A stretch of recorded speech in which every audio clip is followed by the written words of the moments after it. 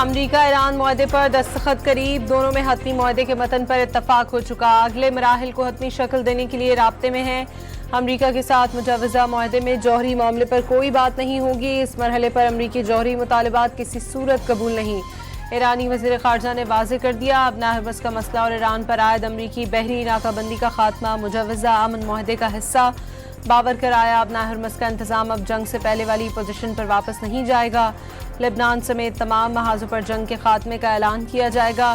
الزام لگایا، امریکہ کی فطرت ہی وعدہ خلافی ہے۔ دو ٹوک الفاظ میں کہا، ایران دھمکیوں کے آگے سر نہیں جھکائے گا، اگر کوئی جنگ چاہتا ہے تو اس کے لیے بھی پوری طرح تیار ہے۔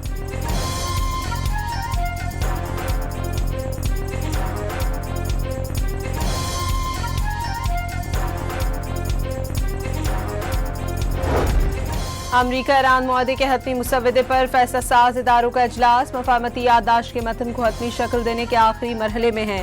ممکنہ معاہدے پر دستخط کب اور کہاں ہوں گے، فی الحال کوئی تبصرہ نہیں کر سکتے۔ ترجمان ایرانی وزارت خارجہ اسماعیل بقائی کا بیان۔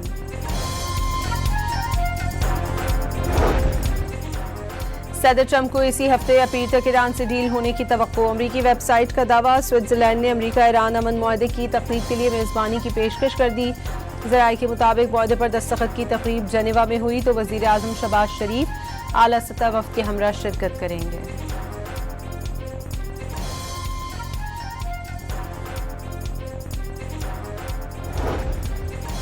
ایران کو معاہدے پر دستخط کرتے ہی فوری طور پر کچھ نہیں ملے گا، معاہدے کی رکاوٹ پر جتنا زیادہ عمل ہوگا اتنی ہی معاشی مراعات دی جائیں گی۔ ایران کا طرز عمل دیکھتے ہوئے اقتصادی پابندیوں میں نرمی کی جائے گی۔ ایران جوہری پروگرام کو بتدریج ختم کرے گا، افزودہ یورینیم ایران سے منتقل کر دی جائے گی۔ مجوزہ معاہدے کے تحت آبدار ہرمز دوبارہ کھول دی جائے گی۔ امریکہ ایرانی بندرگاہوں کی ناکہ بندی ختم کر دے گا، خبر ایجنسی روئٹرز کا سینئر امریکی عہدیدار کے حوالے سے دعویٰ۔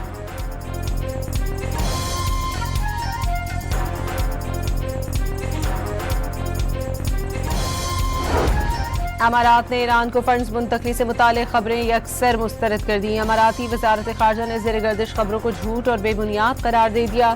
دو ٹوک پیغام دیا، ایران کو منجمد رقم جاری کی گئی، نہ ہی منتقلی ہوئی۔ غیر ملکی خبر ایجنسی نے امارات پر حملے بند کرنے کی شرط پر ایران کو $10 ارب جاری کرنے پر رضامندی ظاہر کرنے کا دعویٰ کیا تھا۔ ایرانی بحریہ نے آبنہ ہرمز سے اجازت کے بغیر گزرنے والے جہاز پر فائرنگ کر دی، اقدام کے باعث سرخ پورٹ کے قریب دھماکوں کی آوازیں سنی گئیں۔ حکومت نے مسلسل 5ویں بار پیٹرول سستا کر دیا، پیٹرول کی فی لیٹر قیمت میں $4 کی کمی، نئی قیمت $373.78 ہو گئی۔ ہائی اسپیڈ ڈیزل کے نرخ $2 کمی کے بعد $378.78 ہو گئے۔ مٹی کے تیل کی قیمت میں $1.49 فی لیٹر اضافہ، نئی قیمت $282.19 مقرر۔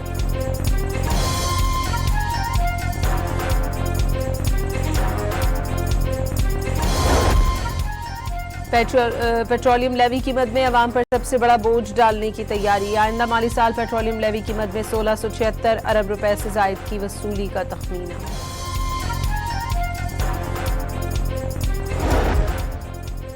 $18 کروڑ 77 ارب 10 کروڑ روپے حجم کا وفاقی بجٹ پیش، قرضوں پر سود کی ادائیگی کے لیے $8 کروڑ 5 ارب روپے، دفاعی اخراجات کے لیے $3000 ارب روپے مختص کرنے کی تجویز۔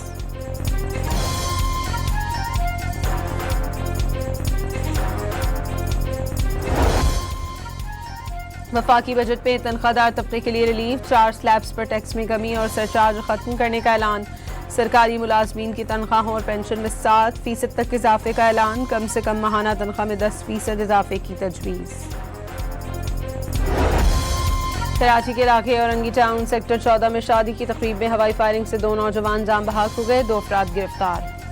اور کینیڈا اور امریکہ میں رنگا رنگ افتتاحی تقریب، میزبان کینیڈا اور بوسنیا کے درمیان میچ 1 گول سے برابر۔